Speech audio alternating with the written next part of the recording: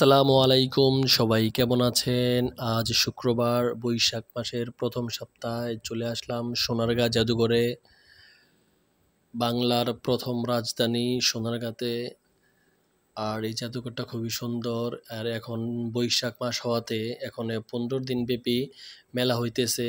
তাই জাদুঘরের ভিতরটা খুব নতুন করে খুব তারা সাজিয়েছে। আর এই জাদুঘরটার ভিতরে অনেকগুলা জিনিস আছে। আর এটা হচ্ছে জাদুঘরের ভিতরে লেক পার। এই জায়গাটা সবচেয়ে সুন্দর। এখানে অনেক পানি এবং স্বচ্ছ বাতাস, আবহাওয়াটা খুবই সুন্দর। আর এই ব্রিজটাও তারা খুব সুন্দরভাবে করেছে। এগুলা এখন রং করেছে নতুন করে বৈশাখ মাস উপলক্ষে। খুবই সুন্দর লাগে। এখানে অনেক মানুষ আছে।